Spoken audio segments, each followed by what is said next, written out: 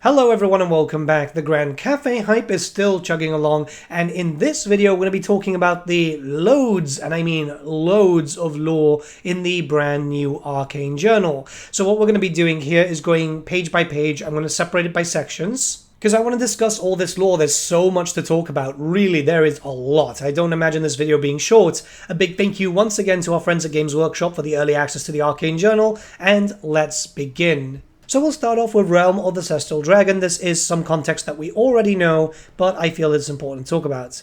Grand Cathay is the land of the Celestial Dragon Emperor, oldest and most powerful of all the Eastern Dragons. For over 5,000 years, the Celestial Dragon and his Empress, the Moon Dragon, have ruled their empire. Many times has Grand Cathay been threatened by foreign powers or internal rebellions, but each time the dragons have endured. We're going to be reading over the section called The Coming of the Old Ones. The realm of the Celestial Dragon predates the coming of the Old Ones to the world of legend, and though little is known of such ancient times, what is known is that when the cold earth shuddered and lava flowed from restless volcanoes, when the smoke-blackened skies above were filled with soaring dragons that battled for superiority amongst the mountain peaks, the Celestial Dragon ruled the great expanses of the Eastern Hemisphere unrivaled. With the coming of the Old Ones and the warming of the world, Xen Yang, as the Celestial Dragon named himself, saw the power wielded by the servants of these godly beings from beyond the stars,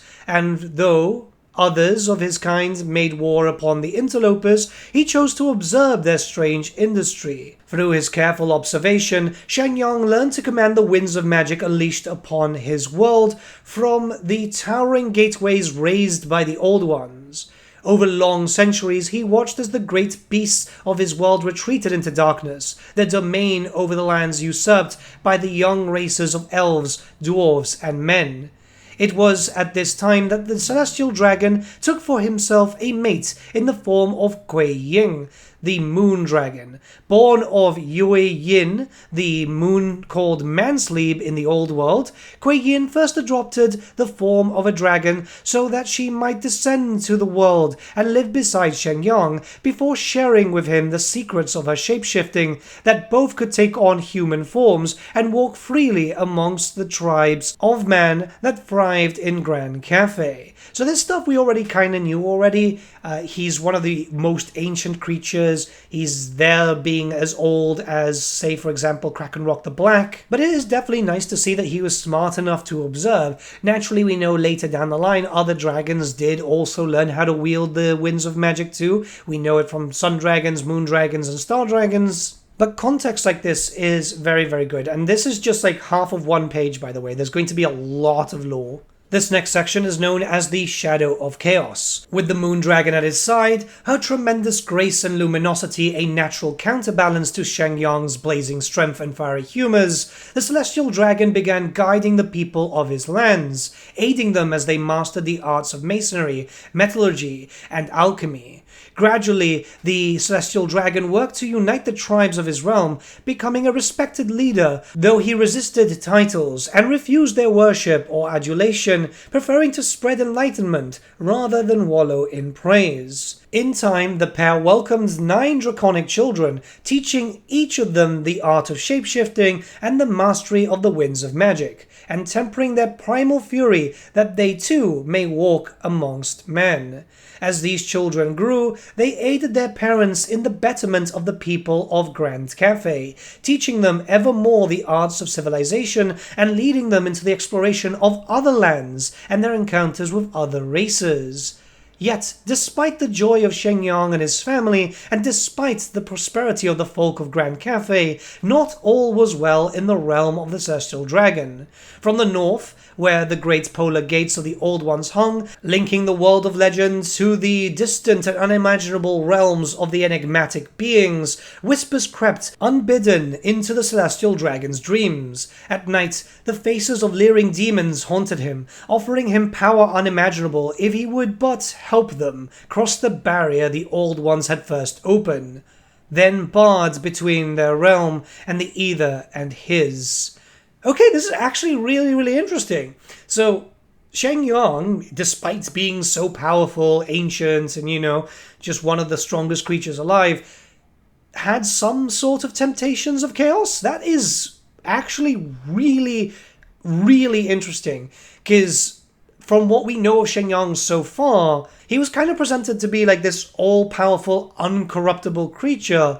Yet, I'm not saying that he is corruptible, but it's definitely cool and very on theme from a lore perspective to see that, yeah, even the demons can try and tempt someone as powerful as him. This next section is known as the Cataclysm. The vast dimensional gates the Old Ones had erected at the world's poles served as more than mere portals, allowing almost instantaneous travel across the interstellar deeps. They were conduits through which raw magic flowed from an alternative dimension called the Ether. This arcane energy drove the world-altering machineries of the Old Ones and gave power to their sorcerous servants. Indeed, it was this very power that the Celestial Dragon himself had studied and mastered. Yet magic was not the only thing that dwelt within the Ether. Great predatory beings swam within its strange currents, drawn to the warmth and light of the Old One's gate. These vast entities hungered for the vitality of the world beyond. They probed at the portal, feeling around its edges for weaknesses and sending tendrils of their consciousness into the world beyond.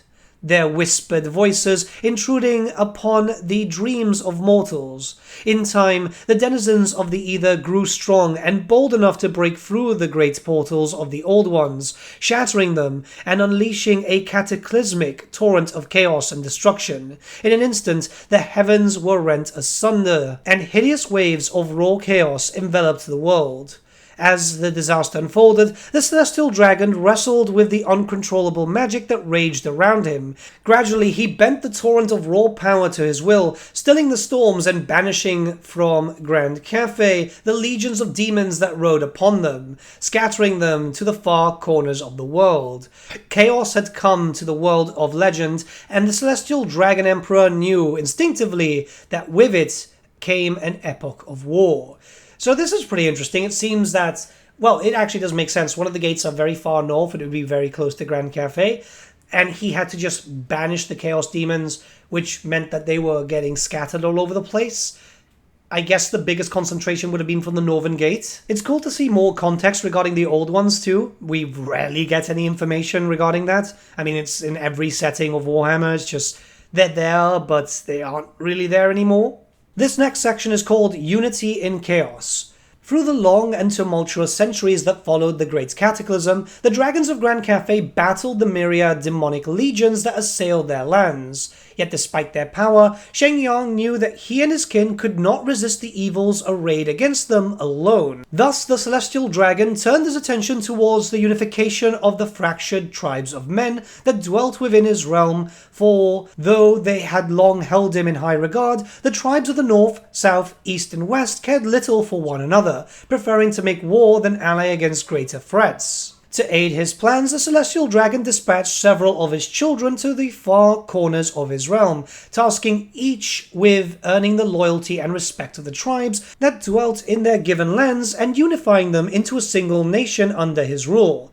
Thus did Miao Yin, the Storm Dragon, travel north to live amongst the stalwart warriors of Nan-Gau, whilst Li Dao, the Fire Dragon, ventured south to unify the warlike tribes of the jungles of Qi-Ang and the towering mountains of heaven. To the west went Zhao Ming, the Iron Dragon, tasked to share the dragon's wisdom with the alchemists of Shangyang. To the east went Yin Yin, the Sea Dragon, her heart filled with a thirst for adventure. She would lead the shipbuilders and sailors of Fu Chao in the conquest of the Jade Sea. Central Cathay was entrusted to Yuan Bo, the Jade Dragon. From his palace in Weijin, the pragmatic Yuan Bo would act as a voice of reason between the people that had once been enemies and ensure the unity of the nascent Grand Cathay. So, this is something that we've known for a while, obviously thanks to like Total War and so on. It's taking inspiration from early China, all the different tribes, which is something that you can know if you've done like, the whole Romance of the Three Kingdoms, you've read through that. I would love, in the future, hopefully, to get like a source book on Grand Cathay to find out more about these tribes, because even though it's been thousands of years at this point since the formation of Grand Cathay, I imagine that a lot of the culture is still fragmented, and I would love to know more about that. It's the same thing on how a lot of people see the Empire of Man, Sigmar's Empire, as the same thing, where it's actually a lot more further away. A Reiklander is not the same as an Ostlander, is not the same as a Nordlander, and so on. They've all got their own separate cultures, which make them quite unique, but they still fight under the same banner. Well, not so much now, because right now where we are in the time point, there's a civil war going on, but you know what I mean. Okay, here's where we're going to start getting some new stuff. This section is called The Folly of Shiyama. With the people of Grand Cathay unified under his rule, the Celestial Dragon entrusted the command of his armies to Shiyama, the eldest and most beloved of his children. Long had Shiyama battled the evils of chaos at her father's side, and with vast armies of brave warriors at her command, she swore to rid the world of the demonic legions that assailed it. Yet for all her courage and ferocity, Shiyama's pride was her weakness, and it was this pride that caused her to ignore her father's warnings, that chaos could not be defeated by might alone. Instead, Shiyama mustered her armies and marched north, intent upon defeating the ruinous powers within their own twisted realm. Such was Shiyama's might, and so powerful was the sorcery she commanded, that her army swept aside the demonic legions that stood in her way, charging headlong towards the ruined border between the mortal world and the Ether. Before her, Shiyama saw only the flight of chaotic beasts and warped demons, and she reveled in her victories, realizing too late that she had been tricked by the gods of the Ether. By some foul sorcery, the ruinous powers had befuddled the dragon, making her believe her own bold soldiers were loathsome creatures of chaos. It was not the enemies that fled before her wrath, but her own loyal warriors. It was not the demonic ichor that dripped from her talons, but the lifeblood of brave Cathayans. Filled with shame and horror, Shiyama turned tail and fled back to her father's realm, driving her surviving warriors before her. That's incredible. Okay. Wow. Wow. Yeah, so this is really, really interesting. The dragons themselves, we know now that they can obviously get influenced by chaos a little bit, but that's a lot of influence. Obviously it's ancient magic over here. Thing is, going into the realms of chaos means that you're dealing with raw, actual strength chaos. That's insane. That's absolutely insane. I really like this. It shows that, even the Cathayan dragons are going to take damage like this. It's good writing. I just had a gander at this next section, and oh boy, this section is called The Spirit Dragon. Even as the prideful Shiyama sped from the realms of chaos, the ruinous powers were not done with their torment of her. They weaved powerful sorceries around the young dragon and her warriors, making her appear to her kin as a terrible lord of the Ether, and giving the fleeing remnants of her once mighty army the appearance of capering demons. Thus, as Shiyama neared the borders of her father's realm, Miao Yin the Storm Dragon believed a demonic legion descended upon Nan-Gau from the Chaos Wastes, and she wasted no time in mustering her might to meet the threat. Oh boy. Sensing the calamity unfolding on the border of his realm's northern provinces, the Celestial Dragon raced to intervene, but for all his haste, Xen Yang could not hope to arrive in time. As he descended upon the accursed battlefield from the heavens, he witnessed the warriors of Nan-Gau closing upon the wounded Shiyama, and he saw firsthand the horror on the faces of his daughters as the ensorcelment of the ruinous powers faded, and the Storm Dragon realized that the twisted demons her soldiers had struck down was no enemy but her own sister. As the Celestial Dragon cradled the dying Shiyama in his arms, she begged forgiveness for her foolishness. Though he lacked the magic to restore her, Xen Yang used his great powers to bind his daughter's spirit to Grand Cathay, and charged her with the task of protecting the ancestors of his people for as long as his realm endured. Thus did Shiyama come to rule the underworld in her father's name, a mighty spirit dragon bound to Grand Cathay by the most potent of the Celestial Dragon's sorceries. Oh lord, this is interesting.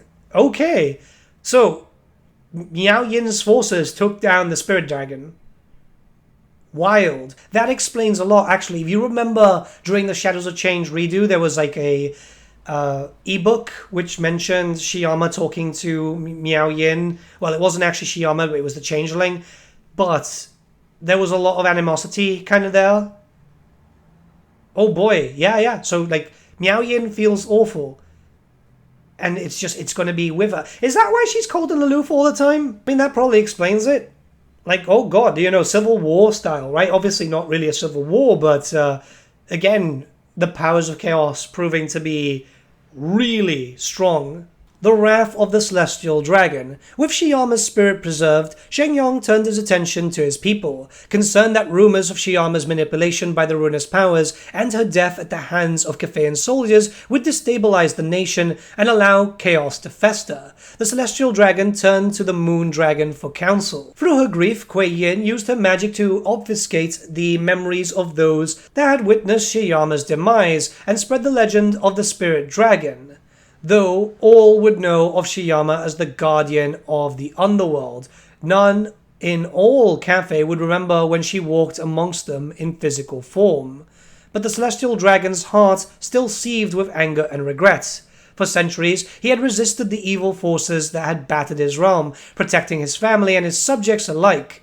But he had always secretly known that his efforts were futile, for the ruinous powers only grew stronger with each passing year.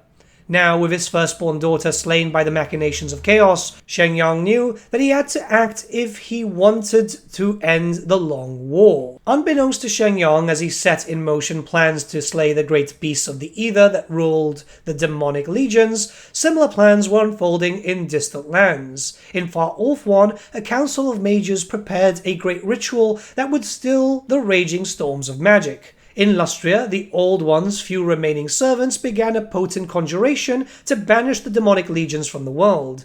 In the World's Edge Mountains, a living god undertook a quest to seal the shattered gates of the Old Ones. Okay, yeah, so this is kind of like putting Cathay together with everything that was going on, the vortex and all that. This is good. It's sad, though, that everyone won't know that she was there, but I guess it makes sense from, like, a propaganda point of view. You don't want your subjects to know that, yeah, these dragons can be killed off, and even worse so, they can be tricked by chaos. Yeah, I mean, everything here makes sense. A great undertaking. His preparations made, the Celestial Dragon led the massed armies of Grand Cathay northwards into the rolling storms of chaos that eternally surrounded the Great Tear in reality, hung like a black scar above the collapsed dimensional gates of the Old Ones. Battling hordes of demons that coalesced from the magic-infused air about them, Xen Yang's host advanced slowly through the hinterlands between reality and the Ether until, eventually, the realms of chaos lay before them. Suddenly, a host of towering demon lords descended from the tortured heavens to challenge the dragons of Grand Cathay. Unperturbed, the Celestial Dragon and his children rose into the storm-racked skies to meet the threat, revealing their true forms to the enemies arrayed against them.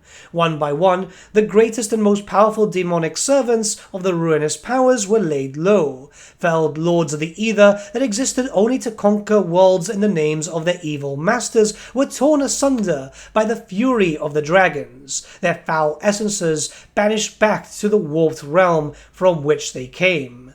The ferocity of the dragons and their mastery of the winds of magic proved too much for the demons arrayed against them, and the ruinous powers were forced to commit ever more of their legions to the battle. Thus did the heroism of the Cathayan dragons in the face of chaos converge with that of the heroes in distant lands. With the subsidizing of the storms of magic that had raged more than 1,000 years, the age of chaos had ended and a new age had begun. So yeah, this is them, like, really bringing everything together and allowing for everything to link up, which is why Chaos got defeated at that point. Well, not defeated, just kind of weakened for a while. But yeah, this is great. This is really, really good context. Okay, we're going into a new chapter, now known as the Land of the Dragons. In the years that followed the Celestial Dragon's great battle with the Demon Lords of the Ether, peace came to Grand Cathay. The elemental winds blew more gently, allowing Xen Yang to begin his studies of them anew, and perfect the art of Feng Shi, the mastery of magic. And the hosts of demons and chaotic beasts that had for so long assailed his lands withdrew beyond his borders. So we've got a few sections here, the first one being growth and prosperity. In the peace that followed the long war against chaos, Grand Cathay prospered.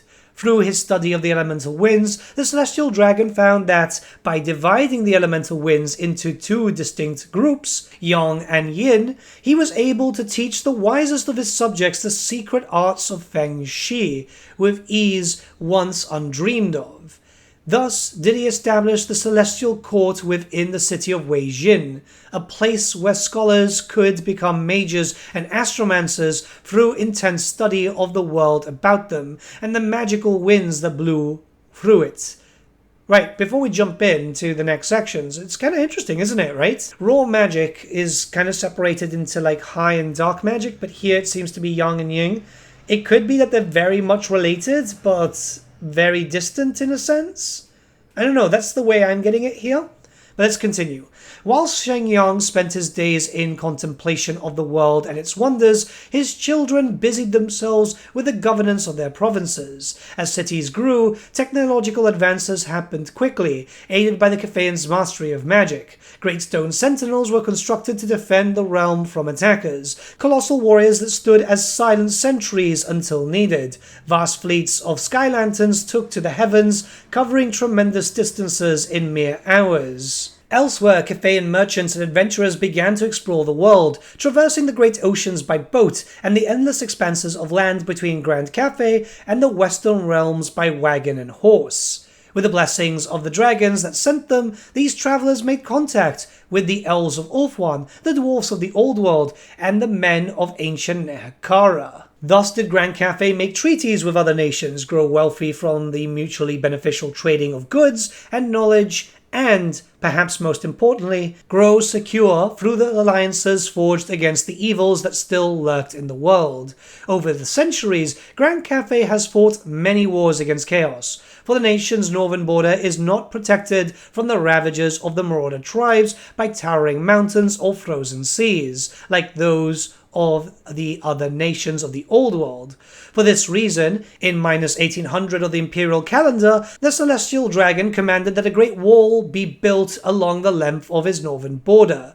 The towering edifice that rose in response, a fortified bastion many hundreds of miles long, has endured for almost as long as the empire itself. The great bastion is a symbol of strength and defiance, a testament to the power of the celestial dragon, for, according to legend, when the wall was built, Xen Yang invested a measure of his magic into its stones. Yeah, I mean, this is all lore that we already know, which is all good. It's nice to see that, there is a measure of, talking to other races and so on, because as far as we had known until now, basically, yeah, they were just, like, isolated. I imagine they're going to be isolated a little bit more. We have to go in through quite a bit of lore. But, yeah, no, this is very, very good context. Wisdom of the Celestial Dragon. Shortly after the completion of the Bastion, the Wuxing Compass was created within the heart of the Celestial Palace in Weijin.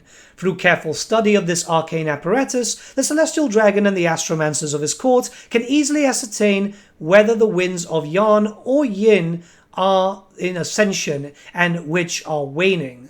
Thus, they're able to direct the winds of magic, strengthening the Great Bastion with Yan's magic and directing Yin's magic along the Great River. To further aid the nation's defense, the artificers of Grand Cathay turned their ingenuity to the creation of many great machines of war, whilst alchemists worked to concoct a means to power them.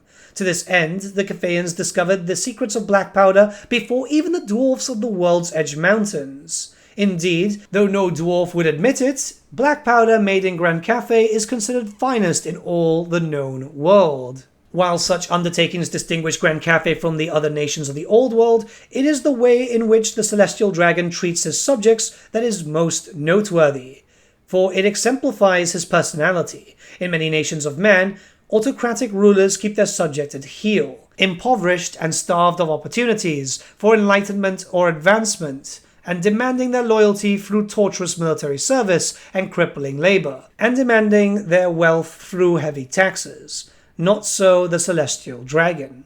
Well, dragons don't really have much need for money, do they?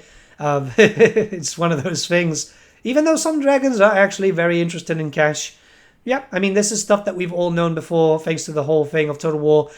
So let's continue into the other sections. Harmony of the Dragons. The Celestial Dragon, and by extension his children, believe the purpose of a ruler is to act as a teacher, one who guides their people to find contentment in service, and, through this service, to find their place in the natural order of things.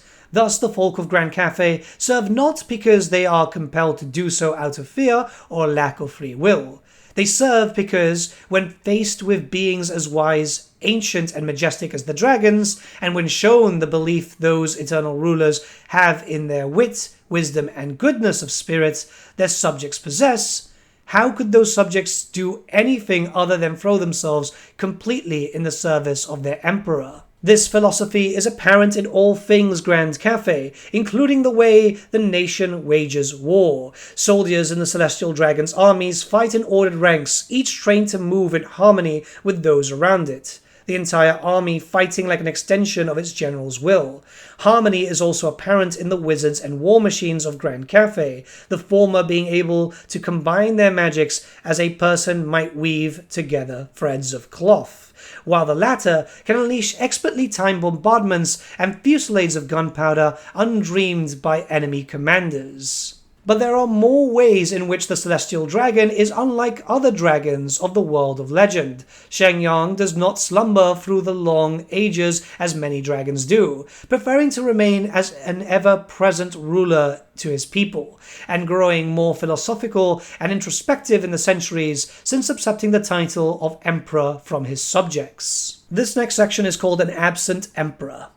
Though in the early days of the Empire, Xen Yang led many of Grand Cathay's great undertakings, he has gradually given more control to his children, tasking Miao Yin, Yuan Bo, Yin Yin, Li Dao, and Zhao Ming with ever more responsibility, and entrusting the more secretive aspects of his nation's governance to his mate, Guai Yin. With the governance of Grand Cathay in safekeeping, Xen Yang has taken to spending long periods in isolation within the Celestial Court. What he does there, none can say. There is widely believed that he spends his days in contemplation of the world and its wonders, seeking some means by which to undo the harm done to his world by the coming of the Old Ones, and the collapse of their polar gates. Indeed, if the Celestial Dragon can finally heal the great rift between this world and the Ether, chaos would be defeated, and the world would be saved from its inevitable demise. In furtherance of his studies, it is not uncommon for the Celestial Dragon and the Moon Dragon to depart, disappearing into unknown realms for months, even years at a time. Most recently, in 2000 of the Imperial calendar, the pair departed Weijin and have yet to return. Though this extended absence has caused a degree of turmoil and disharmony, the people of Grand Cathay believe wholeheartedly that the Celestial Dragon's return will herald the coming of a new age, so they are currently not here. Likely in some pocket dimension, as we do know that there are many pocket dimensions, and if the lore remains from previous editions and so on, we should see the rise of the Monkey King at some point where he takes over for a while.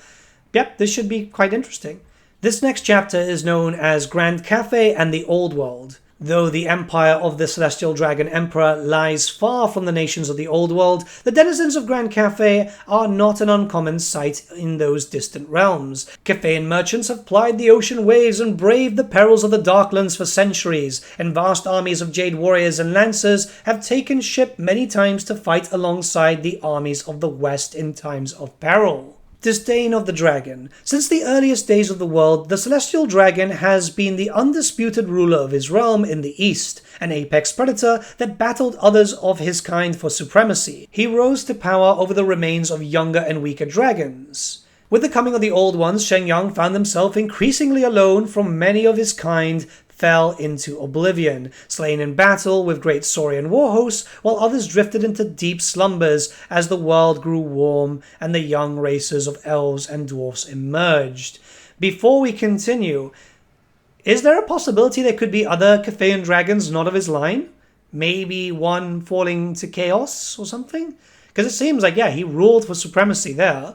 There might be some others hidden away, maybe? I don't know, just a theory, but let's continue. To protect himself in a changing world, the Celestial Dragon turned his focus inwards, mastering the magic of the Old Ones and learning to live amongst the humans that were thriving within his realm. Gradually, as the people of Cathay began to see him as a leader and protector, Xen Yang came to view himself as the guardian of the world's eastern hemisphere, and he gladly left the custodianship of the West to the haughty, arrogant elves and stubborn, argumentative dwarfs. I love that, honestly, that's just hilarious. With great disgust, he looked on as the elves of Orphan cowed the draconic children of his once mighty rivals to their service as beasts of burden. Okay, so maybe no other Cathayan-style dragons. You never know, though. You never know. Impotently, he watched as the dwarfs of the World's Edge Mountains slaughtered slumbering drakes of immense age in their lairs, that they may plunder their treasures. Yet the humans of the West intrigued him as much as those of the East, as he observed with great interest as they took their first faltering steps upon path to civilization, emulating of their own volition the same great efforts made by his own subjects. Doom of the Sky Titans. While the young races flourished, other, far older races faced decline. To the west of Grand Cathay, tribes of ogres roamed, their numbers increasing with each year. In time, they came to threaten the peace of the celestial dragon's realm, and his armies marched regularly to battle the monstrous hosts. In the mountains west of Grand Cathay, the realm of the Sky Titans came under constant attack from migrating ogres. Sensing that the doom of a race that had walked the world since before the coming of the Old Ones was imminent, Xen Yang shared with them the secrets of black powder, enabling the Sky Titans to craft tremendous weapons of great power with which to battle their foes. Yet such interventions proved futile, and with the ogre tribes growing ever bolder in their attacks upon Grand Cathay, the celestial dragon turned to his astromancers to drive the invaders from his land. To this end, a great meteorite of purest warpstone was pulled down from the heavens by the magic of the celestial court. With the meteorite's impact, thousands of miles of rolling tundra between Cathay's western border were turned into an inhospitable wasteland. The very air turned deadly with warpstone dust. Where the meteorite struck, a colossal fanged-filled maw opened within the earth, the waves of anguish and hunger emanating from it, driving those ogres not slain by the calamity westwards. Though the westernmost reaches of Grand Cathay were preserved, the great migration of ogres into the Mountains of Morn was to prove the final doom of the Sky Titans.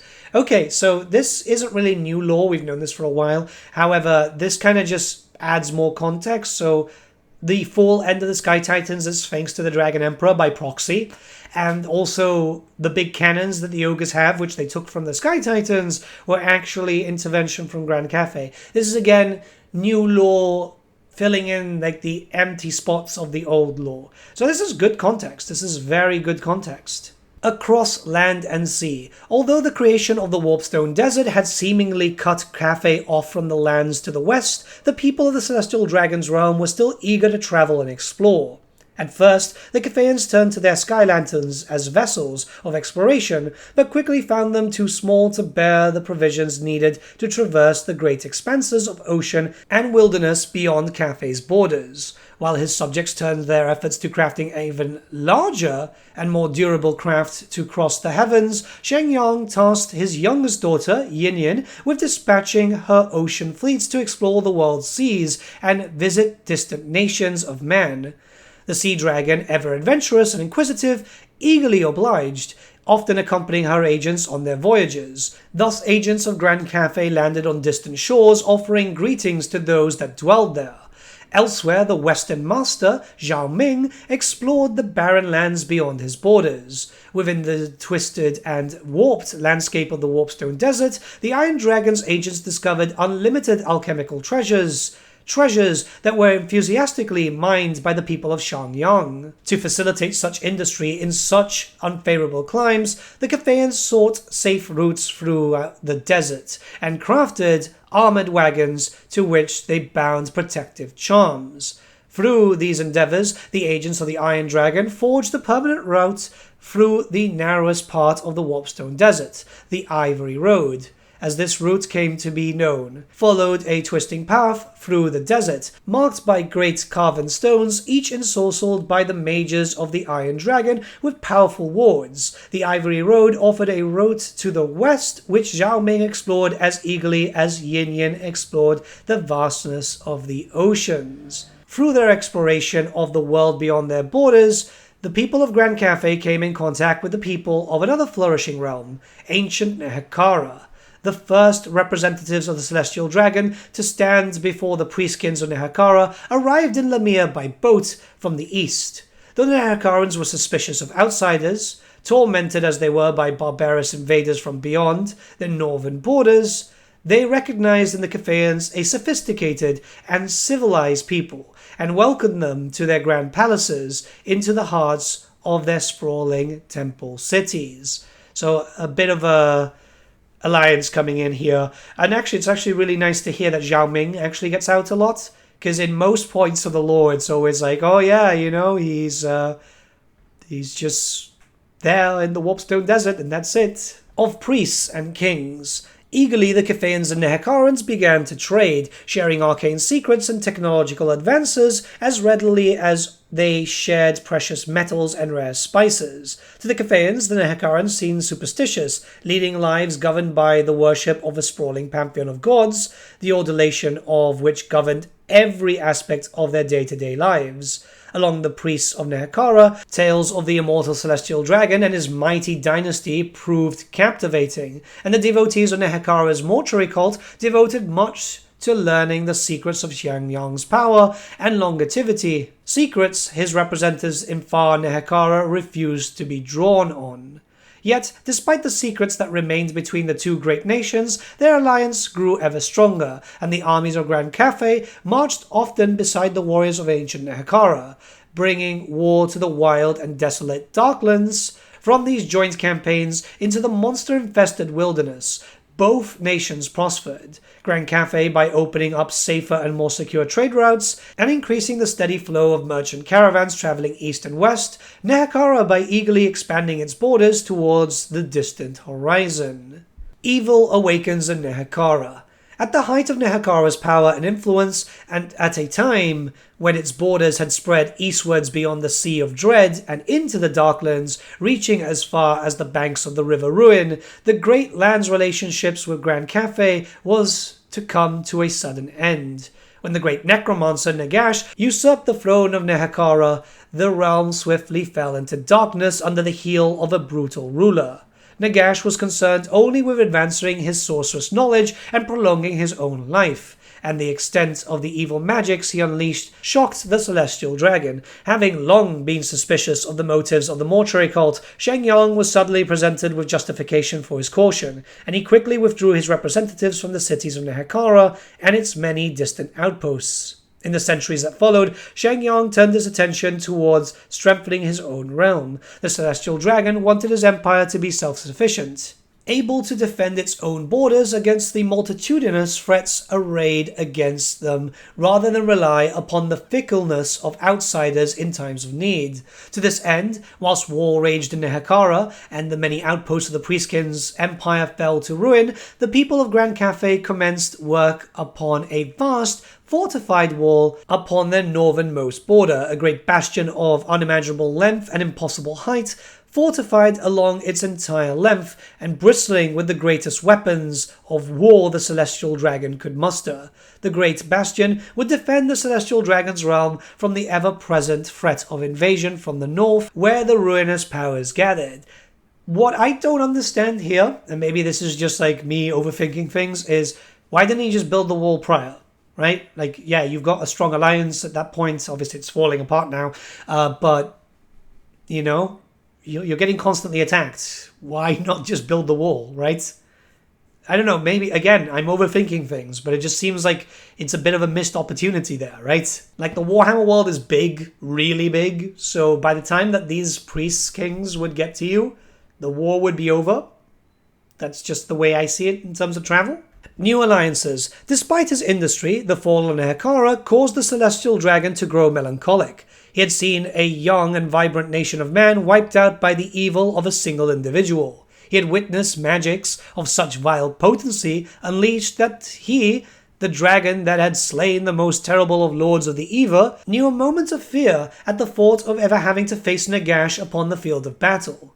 With his realm secure, Xen Yang began devoting ever more of his time to the study of the world and the mastery of magic. Retreating from the day-to-day concerns of his empire, he granted more power to his children to rule in his name. And for a brief time, Grand Cathay risked becoming insular and isolationist.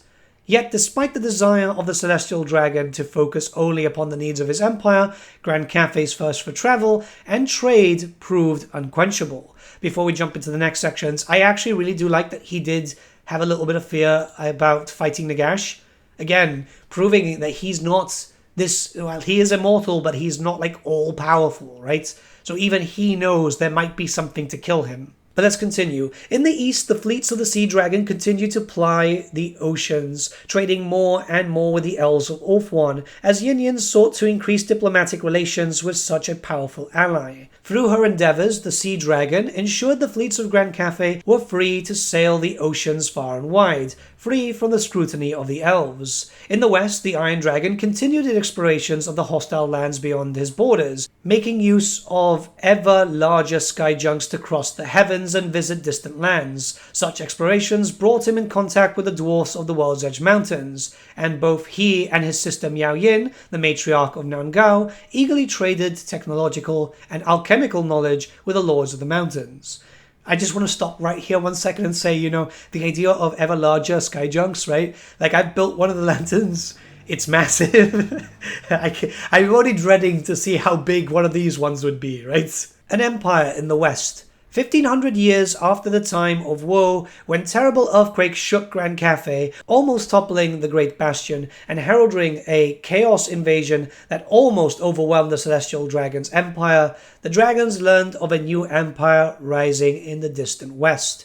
A mighty barbarian chieftain named Sigmar Heldenhammer had succeeded in unifying the tribes of men that dwelt beyond the World's Edge Mountains. In the heart of the Old World, tales reached Xen Yang of Sigmar forming a powerful alliance with the dwarfs and driving the orcs and goblin tribes from his lands. Impressed and curious in equal measure, and sensing the significance of Sigmar's reign, the Celestial Dragon dispatched no less an ambassador than his own daughter, and the commander of his vast armies, Miao Yin, to the court of the Heldenhammer. The Storm Dragon travelled by ship to the west, pausing her journey amongst the dragon's more islands to exchange pleasantries with the Sea Lord of Ulthuan and learn more of the enigmatic barbarian chieftain who had unified the west. From there, she dispatched messengers to the port of Marienburg to herald her coming, finally choosing to travel the last leg of her journey by sky lantern in order to make her arrival as momentous as possible. As upon meeting Sigmar, Miao Yin was taken aback. She had expected to meet a gruff and warlike barbarian, but was instead presented to an intelligent and eloquent king who wore his authority with an easy grace. Impressed, the Storm Dragon gladly extended her father's friendship to the Western Emperor, offering wealth and knowledge in exchange for trade. Sigmar, keen to make powerful allies, accepted the Celestial Dragon's friendship, offering oaths of kinship to the Eastern Emperor. Okay, so this is brand new lore, but I guess makes sense, The Xen Yang would probably keep an eye with what was going on there. Yeah, I mean, this makes a lot of sense. I like the idea that she was curious and went to ask the elves too, because the elves at that point would have been very much aware of Sigmar too. Harmonies of East and West. Since that time, Sigmar's empire and the many other nations of man that have emerged around it to dominate the old world have built ever stronger bonds with Grand Cathay, trading goods and ideas and advancements freely. Driven by such commerce, migration between the Old World and Grand Cathay has become quite normal. Thus, many of the Old World's largest cities, great metropoles such as Marienburg, Margarita, Erengrad, and Null, host substantial Cathayan quarters populated by merchants, mercenaries, artisans, and diplomats alike. Such migration has led in turn to the reopening of the great trade routes through the Darklands across the northern steppes, routes that had gone untrodden since the demise of Nehekara. Many of these adventurers and pioneers that have ventured into the wilderness, founding new outposts of humanity, such as pig barter on the banks of the River Rowan, rather than commit to long sea voyages. These fortified towns, rising from the ruins of ancient Nehekaran outposts that have become vital nodes in a vast network of roads connecting east and west. I didn't know that pig barter was a Nehekaran outpost before. That's actually kind of cool. Yeah, see, it's reusing stuff. Though in that case, there might be sleeping Tomb Kings down there. Whilst great armoured caravans brave the hostile expanses of the Warpstone Desert and fleets of skyjunks drift across the steppes of Kislev bearing exotic goods to and from distant corners of the world, the dragons of Grand Cathay themselves have also become visitors to the courts of the Old World. Indeed, ever since the first meeting between Miao Yin and Sigmar, the dragons have had occasion to venture westwards in the company of grand armies. The visits of the dragons to western nations often herald great upheaval, times when they arrive in times of crisis to offer decisive support.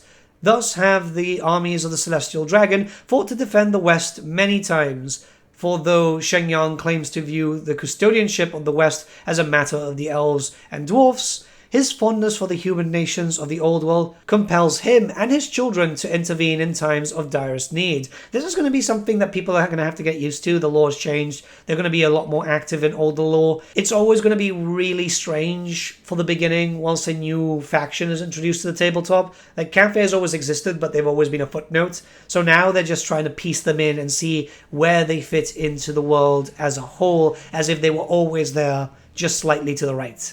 The last chapter is known as the Armies of Nan-Gau. It's a small chapter because then it jumps into the rules, which there's already a video going over the rules, so let's talk about it.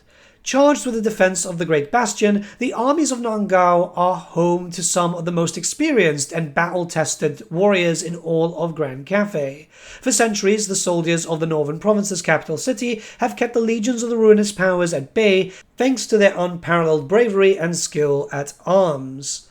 Disciples of the Storm Dragon. The capital city of Grand Cathay's northern province stands as the anchor of the western end of the Great Bastion, placing the soldiers of Miao Yin's fortress directly in the path of the invading forces approaching from the frozen north, across the barren steppe. Being so close to the nation's northern border, despite it being so well protected, has ensured that the warriors of Nan-Gau are always in a state of readiness, each soldier focusing on honing their own skills or practicing together in formation to ensure their maneuvers never falter on the battlefield. Their stoic approach to their duty is born from the great reverence they have for Miao Yin and how she has approached her own duty to protect the northern reaches of her father's realm, a responsibility she has held for many mortal lifetimes and will hold for many more to come. Nan-Gau is a city of great wealth and power, allowing its warriors to be armed and armoured in some of the finest wares to be found within Grand Cathay.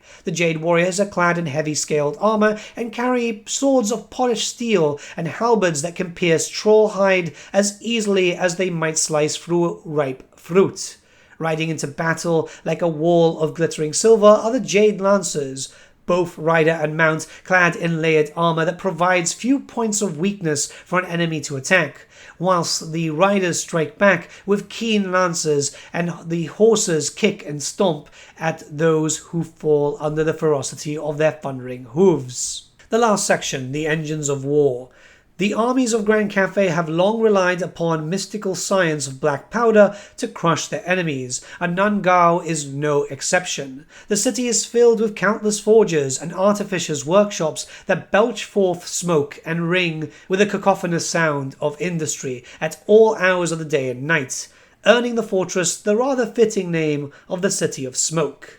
From these many forges, grand cannon and fire, rain, rocket batteries are produced at an astonishing rate to serve the armies of Grand Cathay, but chiefly to fight alongside the armies of Nan-Gau and the defenders of the Great Bastion. Once deployed onto the battlefield, these artillery batteries batter the enemy, unleashing colossal cannonballs capable of shattering a giant skull in a single shot, and volleys of explosive rockets that send storms of shrapnel flying in all directions. As well as these fearsome artillery batteries, the armies of the Storm Dragon are supported from the air by an invention seen only in the employ of the legions of Grand Cathay, the Sky Lantern. From atop these floating fortresses, gunners are able to lay down a hail of crane gunfire and rain gunpowder bombs from the heavens. Not only do they serve as airborne firing platforms and devastating weapons of war, capable of crushing rank upon rank of the enemy beneath their bulk, they also provide a unique perspective of the battlefield, allowing expert strategists and magistrates trained by Miao Yin herself to observe the flow of battle and better direct the forces of Nan-Gau. So there's not really much that we can talk about here. This is all stuff that we know. This was a great introduction to the race though, and we do know that there is a second arcane journal coming like later this year, I think they stated, which I guess is going to be like the range units that are very clearly missing. The great thing is these arcane journals do provide a decent amount of lore, so can't wait to see what the next one comes in with. Let me know what you guys think about all this in the comments below. There should be a lot of videos coming out in the next 2 weeks, thanks to Grand Cathay. A big thank you once again to our friends at Games Workshop for the early access. I really do appreciate it. I'll be posting my army shot later on today. I hope you guys are going to enjoy Grand Cathay as much as I have, because yeah, it's definitely been special. Have a great day, everyone, and I'll see you all again very, very soon.